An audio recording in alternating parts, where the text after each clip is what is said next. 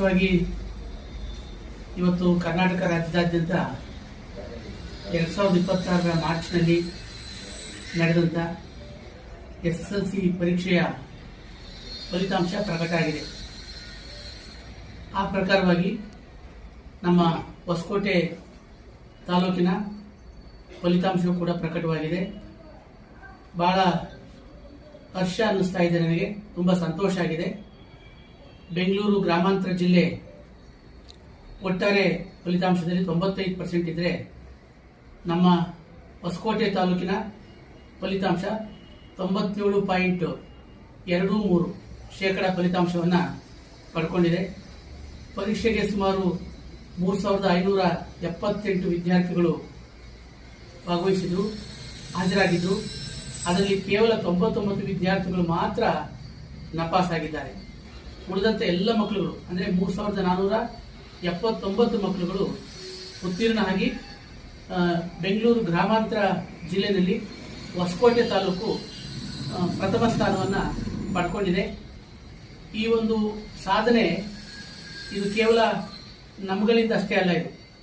ಈ ಸಾಧನೆಗೆ ಬಹಳ ಮುಖ್ಯ ಕಾರಣಕರ್ತರು ನಮ್ಮ ಶಾಲೆಯ ಮುಖ್ಯ ಶಿಕ್ಷಕರುಗಳು, ಶಾಲೆಯ ಸಹ ಶಿಕ್ಷಕರು ಮತ್ತು ಮುಖ್ಯ ಶಿಕ್ಷಕರು ಸಹ ಶಿಕ್ಷಕರ ಸಲಹೆ ಸೂಚನೆಗಳನ್ನ ಅನುಸರಿಸಿ ವಿದ್ಯಾರ್ಥಿಗಳು ಪರಿಶ್ರಮ ಪಟ್ಟಿರುವಂಥದ್ದು. ಅವರಿಗೆ ಪ್ರೇರಕವಾಗಿ ಪೋಷಕರು ಬೆಂಬಲವನ್ನು ಕೊಟ್ಟಿರುವಂಥದ್ದು. ಅದೆಲ್ಲದಕ್ಕೂ ಕಳಶಪ್ರಾಯ ಅಂತ ಹೇಳಿದ್ರೆ ನಮ್ಮ ತಾಲೂಕಿನ ಜನಪ್ರಿಯ ಶಾಸಕರು, ಕಿಯೋನಿಕ್ಸ್ ಸಂಸ್ಥೆಯ ಅಧ್ಯಕ್ಷರು. ತಾವೆಲ್ಲರೂ ಕೂಡ ಆ ಕಾರ್ಯಕ್ರಮದಲ್ಲಿ ಭಾಗವಹಿಸಿದ್ದೀರಿ ಅಂತೇಳಿ ನಾನು ಭಾವಿಸಿದ್ದೇನೆ. ಇದೇ ಕಳೆದ 2025 ಡಿಸೆಂಬರ್ ತಿಂಗಳಿನಲ್ಲಿ ನಾವು ಒಂದು ಕಾರ್ಯಕ್ರಮವನ್ನು ಮಾಡಿದ್ವಿ. ಅದೇ ಬಹುಶಃ ಜನವರಿ 10ನೇ ತಾರೀಕಿನಲ್ಲಿ 2026 ಜನವರಿ 10ನೇ ತಾರೀಕಿನಲ್ಲಿ ಒಂದು ಕಾರ್ಯಕ್ರಮವನ್ನು ಮಾಡಿದ್ವಿ. ಅರಿವಿನ ಬೆಳಕು ಅಂತ ಹೇಳಿ ನಮ್ಮ ಕರ್ನಾಟಕ ಪ್ರೌಢಶಿಕ್ಷಣ ಪರೀಕ್ಷಾ ಮಂಡಳಿಯಿಂದ ಏನು ಒಂದು ಮಾದರಿ ಪ್ರಶ್ನೆ ಪತ್ರಿಕೆಗಳನ್ನ ಪ್ರತಿ ವಿಷಯಕ್ಕೆ 4 ಮಾದರಿ ಪ್ರಶ್ನೆ ಪತ್ರಿಕೆಗಳನ್ನು ಬಿಡುಗಡೆ ಮಾಡಿದ್ರು. ಆ ಪ್ರಶ್ನೆ ಪತ್ರಿಕೆಗಳಿಗೆ ನಮ್ಮ ತಾಲೂಕಿನ ಕ್ರಿಯಾಶೀಲ ಸಂಪನ್ಮೂಲ ಶಿಕ್ಷಕರು ಹಾಗೂ ನಮ್ಮ ಮುಖ್ಯ ಶಿಕ್ಷಕರೆಲ್ಲರೂ ಒಟ್ಟುಗೂಡಿ ಒಂದು ಸಂಪನ್ಮೂಲದ ಒಂದು ಒತ್ತಿಗೆಯನ್ನ ಸಿದ್ಧಪಡಿಸಿದ್ವಿ. ಅರಿವಿನ ಬೆಳಕು ಅಂತ ಹೇಳಿ ಆ ಒತ್ತಿಗೆ ಹೆಸರು. ಒಂದು ಭಾಷಾ ವಿಷಯಕ್ಕೆ ಸಂಬಂಧಪಟ್ಟಂತೆ, ಮತ್ತೊಂದು ಕೋರ್ ವಿಷಯಗಳಿಗೆ ಸಂಬಂಧಪಟ್ಟಂತೆ 2 ಸಂಚಿಕೆಯಿಂದ ಒಟ್ಟು 407 ಪುಟಗಳ ಪುಸ್ತಕವನ್ನ ಮುದ್ರಣ ಮಾಡಿ ನಮ್ಮ ತಾಲೂಕಿನಲ್ಲಿ ಏನು ಪರೀಕ್ಷೆಗೆ ಹಾಜರಾಗಲಿಕ್ಕೆ ಅಂತ ಹೇಳಿದ್ರು 3670 ವಿದ್ಯಾರ್ಥಿಗಳು, ಆ ಎಲ್ಲ ವಿದ್ಯಾರ್ಥಿಗಳಿಗೂ ಕೂಡ ಸರ್ಕಾರಿ, ಅನುದಾನಿತ, ಅನುದಾನ ರಹಿತ ಎಲ್ಲ ವರ್ಗದ ಶಾಲೆಯ ವಿದ್ಯಾರ್ಥಿಗಳಿಗೆ ಆ ಪುಸ್ತಕವನ್ನ ಇದೇ ನಮ್ಮ ಹೊಸಕೋಟೆ GKBMS ಆವರಣದಲ್ಲಿ 4000 ಅಂದ್ರೆ ಪರೀಕ್ಷೆಗೆ ಹಾಜರಾಗುವಂತಹ ಮಕ್ಕಳುಗಳು, ಎಲ್ಲಾ ಶಾಲೆಗಳ ಶಿಕ್ಷಕರು, ಮುಖ್ಯ ಶಿಕ್ಷಕರು, ಆಡಳಿತ ಮಂಡಳಿಯ ಮುಖ್ಯಸ್ಥರು ಎಲ್ಲರೂ ಸೇರಿ ನಾವು ಈ ಒಂದು ದೊಡ್ಡ ಒಂದು ಬೃಹತ್ತಾದ ಕಾರ್ಯಕ್ರಮವನ್ನು ಮಾಡಿ ಒಬ್ಬ ಪ್ರತಿಭಾವಂತ, ಪ್ರೇರಣಾತ್ಮಕ ನುಡಿಯುವಂತ ಒಬ್ಬ ಪ್ರತಿಭಾವಂತ ಸಂಪನ್ಮೂಲ ವ್ಯಕ್ತಿಗಳನ್ನು ಕರೆಸಿ ಮಾನ್ಯ ಘನವೆತ್ತ ಶಾಸಕರು, ನಮ್ಮ ಕಿಯೋನಿಕ್ಸ್ ಸಂಸ್ಥೆಯ ಅಧ್ಯಕ್ಷರು, ನಾನು ಅವತ್ತೇ ಹೇಳಿದ್ದೆ ಸುಮಾರು 30 ಲಕ್ಷ ರೂಪಾಯಿಯಷ್ಟು ವೆಚ್ಚ ಆಗಿತ್ತು ಅಂತ ಹೇಳಿ. ಆ ಎಲ್ಲ ವೆಚ್ಚವನ್ನು ಮಾನ್ಯ ಶಾಸಕರೇ ಭರಿಸಿದ್ರು. ವಿಶೇಷವಾಗಿ ನಮ್ಮ ಗ್ರಾಮೀಣ ಭಾಗದ ವಿದ್ಯಾರ್ಥಿಗಳು, ಅದರಲ್ಲೂ ಕೂಡ ಸರ್ಕಾರಿ ಶಾಲೆಯಲ್ಲಿ ಕಲಿಯುವಂತ ವಿದ್ಯಾರ್ಥಿಗಳಿಗೆ ಇದರ ಪ್ರಯೋಜನ ಸಿಗಬೇಕು ಅಂತ ಹೇಳಿ ಆ ಒಂದು ಅರಿವಿನ ಬೆಳಕು ಅಂತ ಹೇಳಿ ಏನು ಪುಸ್ತಕವನ್ನು ಮುದ್ರಣ ಮಾಡಿ ಎಲ್ಲ ಮಕ್ಕಳಿಗೆ ವಿತರಣೆ ಮಾಡಿದ್ವಿ. ಈ ಒಂದು ಕಾರ್ಯಕ್ರಮ ಮುಗಿದ ನಂತರ ಮಾನ್ಯ ಶಾಸಕರ ಸೂಚನೆಯ ಮೇರೆಗೆ ನಾನು ಪ್ರತಿ ಶಾಲೆಗೆ, ವಿಶೇಷವಾಗಿ ಸರ್ಕಾರಿ ಶಾಲೆಗಳಿಗೆ ಭೇಟಿ ನೀಡಿ 10ನೇ ತರಗತಿ ಓದ್ತಾ ಇರುವಂತಹ ಮಕ್ಕಳ ಎಲ್ಲ ಪೋಷಕರನ್ನ ಶಾಲೆಗೆ ಕರೆಸಿಕೊಂಡು ಪ್ರತಿ ಪೋಷಕರ ಜೊತೆ ನಾವು ಮಾತನಾಡಿದ್ವಿ. ಅವತ್ತು ಪೋಷಕರು, ಶಿಕ್ಷಕರು ಮತ್ತೆ ಮುಖ್ಯ ಶಿಕ್ಷಕರೆಲ್ಲರೂ ಕೂಡ ಒಕ್ಕರಲವಾಗಿ ಹೇಳಿದಂತ ಒಂದು ಒಳ್ಳೆಯ ಮಾತು ಅಂತ ಹೇಳಿದ್ರೆ, ಈ ಅರಿವಿನ ಬೆಳಕು ಅಂತ ಹೇಳಿ ಏನು ಒತ್ತಿಗೆನ ನಾವು ಮಕ್ಕಳುಗಳಿಗೆ ಕೊಟ್ಟಿದ್ವಿ, ಈ ಸಂಪನ್ಮೂಲ ಒತ್ತಿಗೆ ಇದು ತುಂಬಾನೇ ಉಪಯೋಗ ಆಗಿದೆ ಸರ್. ಮಕ್ಕಳುಗಳು ಎಲ್ಲರೂ ಕೂಡ ಇದನ್ನ ಡಿಪೆಂಡ್ ಆಗಿ ಅವರೇನು ಪಠ್ಯಕ್ರಮವನ್ನು ಇದುವರೆಗೂ ಓದ್ಕೊಂಡು ಬಂದಿದ್ರು ಅದು ಒಂದು ಭಾಗ ಆದ್ರೆ, ಅದಕ್ಕೆ ಸಮಾನಾಂತರ ಭಾಗವಾಗಿ ಈ ಪುಸ್ತಕ ತುಂಬಾ ಸಹಾಯ ಆಗಿದೆ.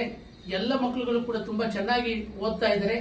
ಈ ಬಾರಿ ಫಲಿತಾಂಶದಲ್ಲಿ 100% ಫಲಿತಾಂಶವನ್ನು ನಾವು ಕೊಡ್ತೇವೆ ಅಂತ ಹೇಳಿ ಆಶ್ವಾಸನೆಯನ್ನು ಕೊಡುವಂತ ಧ್ವನಿಯಲ್ಲಿ ನಮ್ಮ ಎಲ್ಲ ಶಿಕ್ಷಕರು ಮತ್ತೆ ವಿದ್ಯಾರ್ಥಿಗಳು ನಮಗೆ ಆಶ್ವಾಸನೆಯನ್ನು ಕೊಟ್ಟಿದ್ರು.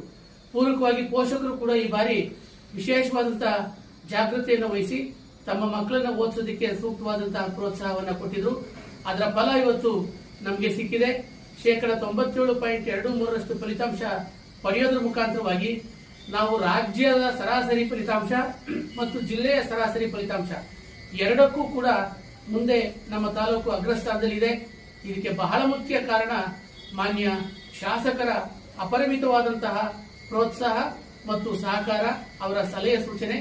ಅದಕ್ಕೆ ಪೂರಕವಾಗಿ ನಮ್ಮ ಶಾಲಾ ಶಿಕ್ಷಕರು ಮತ್ತು ಮುಖ್ಯ ಶಿಕ್ಷಕರು ಕೊಟ್ಟಂತ ಪ್ರೇರಣೆ, ಇದರ ಮುಖಾಂತರವಾಗಿ ಇವತ್ತು ನಮಗೆ ಒಳ್ಳೆ ಫಲಿತಾಂಶ ಸಿಕ್ಕಿದೆ.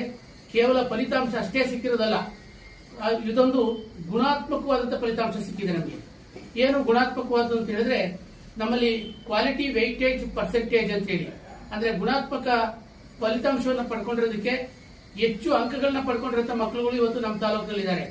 ನಮ್ಮ ಬೆಂಗಳೂರು ಗ್ರಾಮಾಂತರ ಜಿಲ್ಲೆಯಲ್ಲಿ 622 ಹೆಚ್ಚಿನ ಅಂಕವನ್ನು ಪಡೆದಂತ ವಿದ್ಯಾರ್ಥಿ, ಅದು ಹೊಸಕೋಟೆ ತಾಲೂಕಿನಿಂದನೇ ಆ ವಿದ್ಯಾರ್ಥಿ ಇರುವಂತದ್ದು. ಸೊ ಆ ಮುಖಾಂತರವಾಗಿ ಕೂಡ ನಮ್ಮ ತಾಲೂಕು ಒಳ್ಳೆ ಅಂಕಗಳನ್ನ ಪಡ್ಕೊಂಡಿರೋ ಮಕ್ಕಳುಗಳಿದ್ದಾರೆ. ಜೊತೆಗೆ ಇನ್ನೊಂದೇನಂದ್ರೆ ಎ ಗ್ರೇಡ್ ಅನ್ನ ಪಡ್ಕೊಂಡಿರೋ ಸುಮಾರು 90%ಕ್ಕಿಂತ ಹೆಚ್ಚು ಶಾಲೆಗಳು ಎ ಗ್ರೇಡ್ ಅನ್ನ ಪಡ್ಕೊಂಡಿದ್ದಾರೆ. ಅಂದ್ರೆ ಎಲ್ಲಾ ಮಕ್ಕಳುಗಳು ಕೂಡ ಒಳ್ಳೆ ಅಂಕಗಳನ್ನ ಪಡ್ಕೊಂಡಿರೋದ್ರ ಸೂಚಕ ಇದು. ಇದ್ರ ಜೊತೆಗೆ 79 ಶಾಲೆಗಳು ಪರೀಕ್ಷೆಗೆ ಈ ಬಾರಿ ನೋಂದಾಯಿಸಿಕೊಂಡಿದ್ರು ರಾಜ್ಯ ಪಠ್ಯಕ್ರಮದಲ್ಲಿ. ಆ 79 ಶಾಲೆಗಳಲ್ಲಿ 57 ಶಾಲೆಗಳವರು 100% ಫಲಿತಾಂಶವನ್ನು ಪಡ್ಕೊಂಡಿದ್ದಾರೆ. ಹೊಸಕೋಟೆ ತಾಲೂಕಿನ ಶೈಕ್ಷಣಿಕ ಇತಿಹಾಸದಲ್ಲಿ 56 ಶಾಲೆಗಳು 100% ಫಲಿತಾಂಶವನ್ನು ಪಡ್ಕೊಂಡಿರ್ತಕ್ಕಂಥದ್ದು ಇದೇ ಪ್ರಪ್ರಥಮ ಬಾರಿ ಅನ್ನುವಂಥದ್ದು ಕೂಡ ವಿಶೇಷ ಇಲ್ಲಿ. ಅದರಲ್ಲಿ 22 ಸರ್ಕಾರಿ ಶಾಲೆಗಳಲ್ಲಿ 12 ಶಾಲೆಗಳು 100% ಫಲಿತಾಂಶವನ್ನು ಪಡ್ಕೊಂಡಿದ್ದಾರೆ. ಅನುದಾನಿತದಲ್ಲಿ 7 ಅನುದಾನಿತ ಶಾಲೆಗಳಲ್ಲಿ 5 ಶಾಲೆಗಳು 100% ಫಲಿತಾಂಶವನ್ನು ಪಡ್ಕೊಂಡಿದ್ದಾರೆ. ಅದೇ ರೀತಿ 51 ನಮ್ಮ ಅನುದಾನ ರಹಿತ ಶಾಲೆಗಳಲ್ಲಿ 40 ಶಾಲೆಗಳವರು 100% ಫಲಿತಾಂಶವನ್ನು ಪಡ್ಕೊಂಡಿದ್ದಾರೆ. ಈ ಎಡಕನಹಳ್ಳಿ ಶಾಲೆ, ಸಿದ್ಧಗಂಗಾ ಗ್ರಾಮಾಂತರ ಪ್ರೌಢಶಾಲೆ ಅಂತೇಳಿ 60% ಫಲಿತಾಂಶವನ್ನು ಪಡ್ಕೊಂಡು ಅತ್ಯಂತ ಕಡಿಮೆ ಫಲಿತಾಂಶವನ್ನು ಪಡ್ಕೊಂಡಿದ್ದಾರೆ. ಸೊ ಅದನ್ನು ಹೊರತುಪಡಿಸಿದ್ರೆ ಇನ್ನು ಉಳಿದಂತ ಎಲ್ಲ ಶಾಲೆಗಳು ಕೂಡ 90%ಕ್ಕಿಂತ 70% ಅಲ್ಲಿ ಒಂದು ಶಾಲೆ ಇದೆ, SRES ಅಂತ ಹೇಳಿ ಶಾಲೆ. ಸೊ ಗಿಡಗಟ್ಟ SRES ಗಿಡಗಟ್ಟ ಅಂತ ಹೇಳಿ ಒಂದು ಶಾಲೆ ಇದೆ. ಇನ್ನು ಅದನ್ನು ಹೊರತುಪಡಿಸಿದ್ರೆ 80% ಪಡ್ಕೊಂಡಿರುತ್ತವು, 80ಕ್ಕಿಂತ ಹೆಚ್ಚು ಪರ್ಸೆಂಟ್ ಪಡ್ಕೊಂಡಿರುವಂತದ್ದು 3 ಶಾಲೆಗಳಿದೆ. ಇನ್ನು ಉಳಿದಂತ 18 ಶಾಲೆಗಳು 90% ಮತ್ತು ಅದಕ್ಕಿಂತ ಹೆಚ್ಚು ಅಂಕಗಳನ್ನ ಪಡ್ಕೊಂಡು ಒಳ್ಳೆಯ ಫಲಿತಾಂಶವನ್ನ ನಮ್ಮ ತಾಲೂಕಿಗೆ ತಂದುಕೊಟ್ಟಿದ್ದಾರೆ. ಇದೊಂದು ಸಂಕ್ಷಿಪ್ತವಾದಂತಹ ತಮಗೆ ಮಾಹಿತಿಯನ್ನು ಕೊಡ್ತೇನೆ. ಮುಂದುವರೆದು ನಾವು ನೋಡೋದಾದ್ರೆ, ನಮ್ಮಲ್ಲಿ ಏನು ಈಗ ಪರೀಕ್ಷೆಯನ್ನು ಬರೆದಂತ ಮಕ್ಕಳುಗಳು ಇಷ್ಟು ಜನ ಇದ್ದಾರೆ, ಅದು ಒಂದು ಇದಾದ್ರೆ ನಂತರ